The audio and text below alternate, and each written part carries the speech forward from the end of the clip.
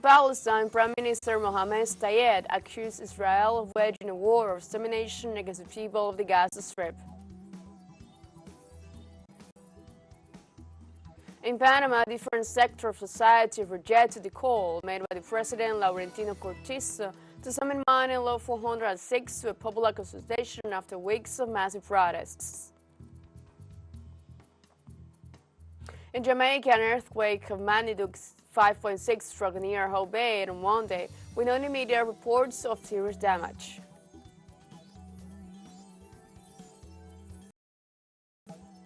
Hello, welcome to From the South. I'm Ana Rosabal from the teleSUR studios in Havana, Cuba. We begin with the news.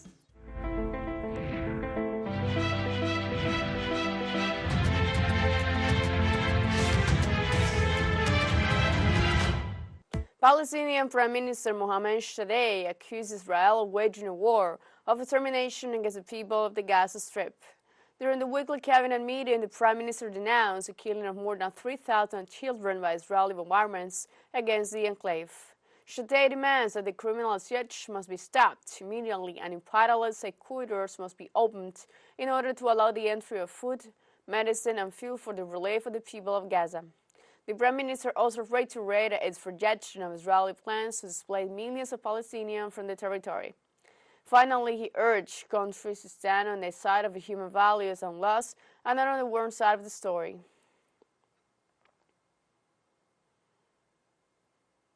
On Monday, local media in Palestine confirmed that Israeli occupation military forces entered Gaza City in the morning, and after entering, withdraw and return again to the border of the Gaza Strip, and until this moment has not fully entered Gaza City.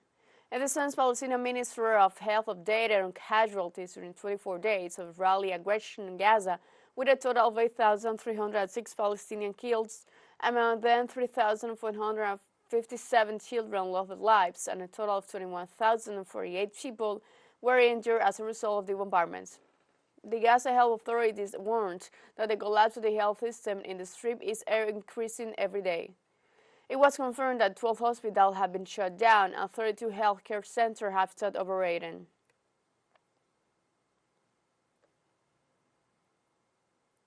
Israel expands operation in Gaza and reinforces its forces along the northern border with Lebanon with the deployment of additional forces, including armored vehicles.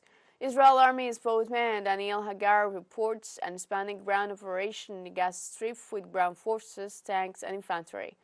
Hagari further noted that the Israeli army is constantly analyzing the situation, which is progressing gradually in agreement with its operational plans.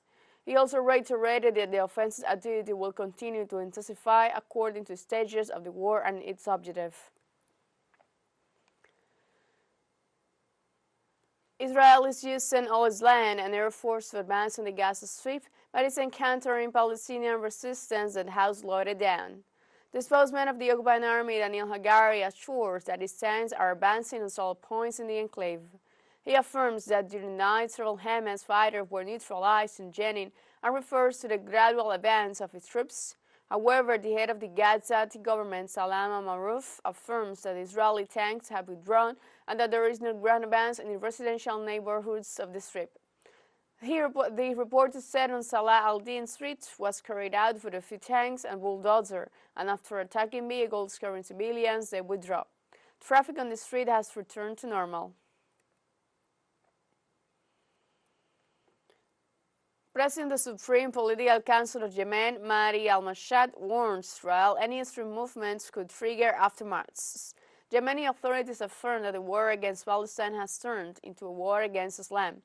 In the face of the Israeli alliance with the United States, which counterasts the joint efforts of the Islamic nations, they asserted that there is room for joint operations and strategic efforts to fight what they describe of any Zionist foolishness. Al-Mashhad did not attack any importance to the U.S. threats and reaffirmed Yemen's commitment to the Palestinian cause and the set of Palestinian states with full sovereignty and, most importantly, on the national Palestinian territory. Russian President Vladimir Putin on Monday accused the United States of being responsible for what he called deadly chaos unfolding in the Middle East. The current ruling elites of the US and their satellites, who are the main beneficiaries of world instability, they collect their blood-stained revenue. We must clearly understand who really is standing behind the tragedy of the peoples of the Middle East and other regions of the world, who is organizing the deadly chaos and who benefits from it today. Today, in my opinion, it has already become obvious for everyone. Let's take a short break. Remember, you can join us on TikTok at teleSUR English. We'll find news in different formats, new dates, and more. Our study is coming up. Stay with us.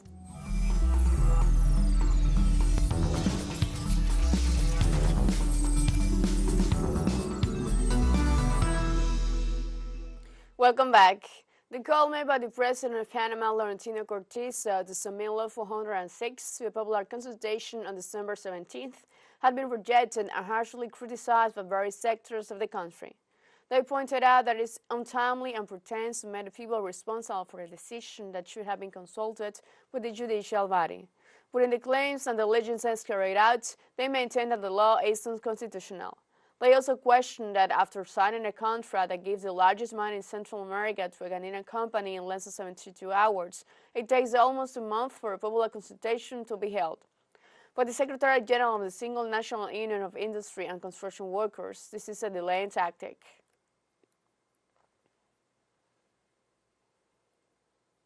Hemos escuchado la palabra del señor Cortizo. We have listened to the words of Mr. Cortizo. Let me tell you, enough of mockery. The actions remain on the streets. We have to repeal Law 406. That is the mandate of the people. There is no manipulation that in this fight deceives the people. Repeal the laws so that once and for all, the history of mining looting in this country will end without struggle. There is no victory without struggle. There is no victory. The renowned Panamanian leader Maribel Gordon was another of the voices that came out in rejection of the presidential summons and ratified that the people will continue to mobilize until the law is repealed. In a pronouncement that took longer than the time it was expected to be released, Mr. Laurentino Cortizo has ignored the will of the people who have mobilized through the length and breadth of the national territory with a single voice, with a single claim more derogatory now. In front of it, we want to enunciate that it is intended to establish a set of actions by the government to delay the taking of decisions in front of what constitutes to obey the sovereign. The people has been clear. They are in the street demanding only one thing, derogatory now. The message of the head of state, which had been strongly criticized after a broadcast, proposes a consultation on December 17th. I have listened with respect to those who oppose the contract law with Minera Panama. I believe in democracy, and as president, I understand the clamor of the voices that are expressed on the matter. For this reason, and so that the majority will is expressed in the most democratic way, I will request the Electoral Tribunal to call for a popular consultation on Sunday, December 17, 2023, so the Panamanians decide with the power of the vote if Law 406 of the mining contract is repealed or not.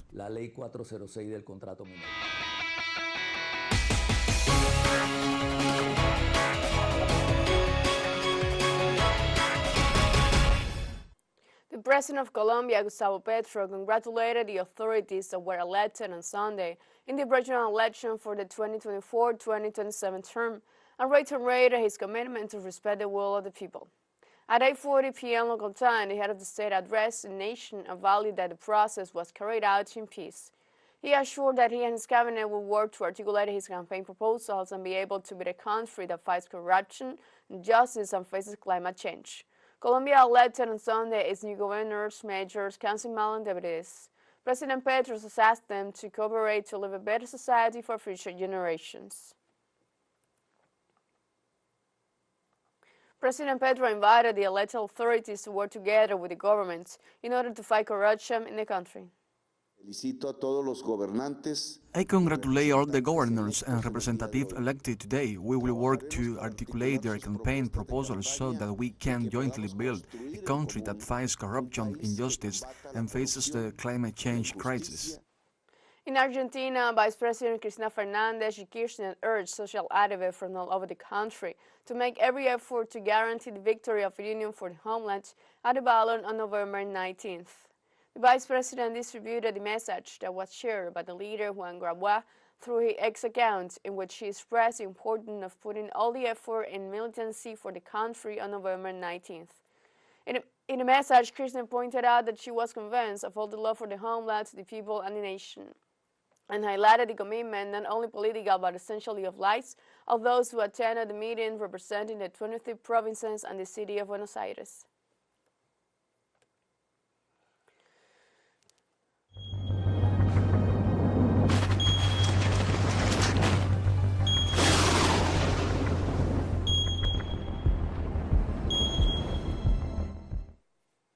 On Monday, in the Caribbean, a 5.6 magnitude earthquake struck Jamaica.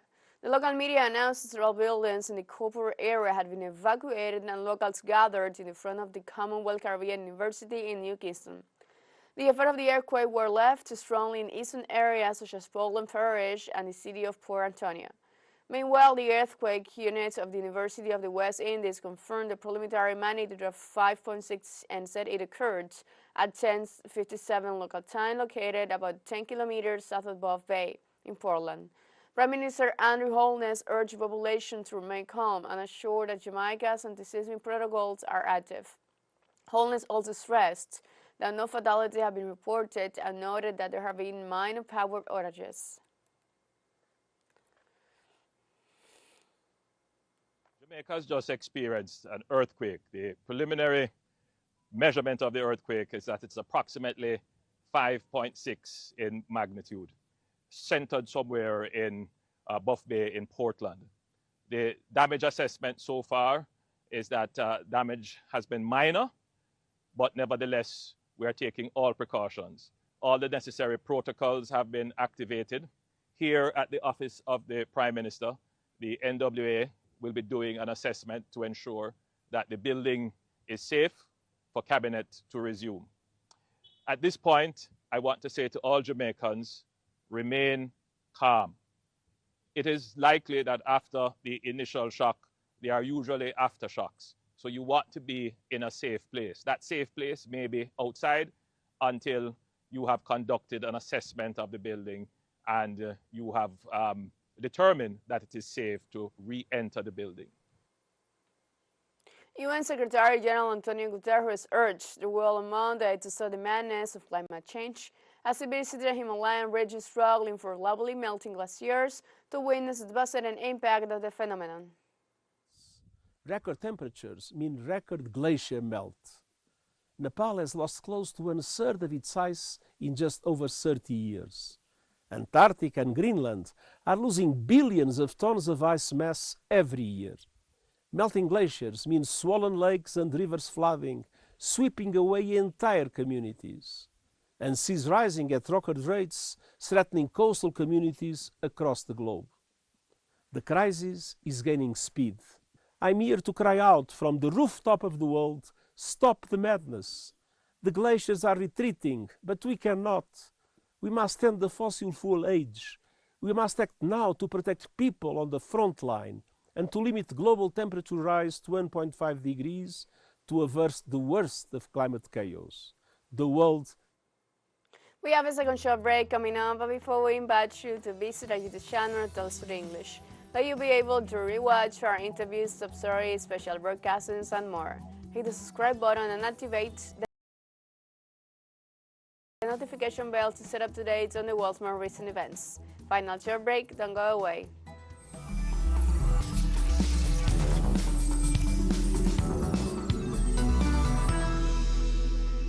Welcome back. On Monday, local media reported that the United States and Korea began large-scale air exercises involving 130 fighter jets from both countries. According to South Korea's Joint News Agency, the maneuvers will run through Friday and include air-to-ground live fire drills, offensive air operations, round-the-clock air stations, and other emergency training. In a sense, military officials pointed out the exercises are aimed at enhancing combined operational capabilities. For this purpose, Seoul mobilized F-35A fighters, E-737 early warning and control aircraft, KC-330 tank and transport aircraft, as well as the U.S. F-35A and F-35B, among others with steel capabilities. On Sunday, German Chancellor Olaf Scholz met in Nigeria with the President of the Economic Community of West African States, Omar Aliyu Touray. In addition to regional security issues, they discussed the development of the energy sector in the sub-region. Recently, ECOWAS signed a new financial and technical cooperation commitment with Germany to support ongoing programs and projects within the framework for the period 2023-2024, with a special focus on the thematic areas of peaceful and inclusive societies, climate and energy, constitutional transition in governance, sustainable economic development, training and employment, health, social protection, and population policy. This is Scholz's third visit to the region in 2 years and comes at a time when conflicts elsewhere highlight the growing importance of an energy-rich region in which Berlin has traditionally had little involvement. Regarding exports of Africa to Germany, we've discussed about the need to boost production in the continent so that we'll be able to trade among ourselves firstly, but also with our partners. We help the development of electricity grid in all ECOWAS countries and try our best. This is especially the case here in Nigeria, but also in other countries. And this is our willingness to use the capacity, the technological strength of our business sector to help the development of these. Kenya is home to about a third of the world's black rhino population, which is critically endangered, and sanctuaries face the constant threats of poaching as well as overpopulation, which limits their ability to reproduce. At Olpeheta Conservancy, 169 black rhinoceros are looked after in the 33,000-hectare conservancy. The animals are protected from the biggest threat, poaching nowadays. The demand for rhino horn comes mainly from Asia and the Middle East, where it is falsely believed to have medical properties or is used for ornamental dagger handles. On the black market, the rhino horn can fetch up to 60,000 per kilogram. But sanctuaries often face another problem, overpopulation. Rising population of black rhinos mean more territorial disputes, sometimes ending in deadly confrontation. Kenya has made significant progress in reducing rhino poaching, with less than 1% of rhino poaching incidents reported in the implementation of the 6th edition of the Black Rhino Action Plan.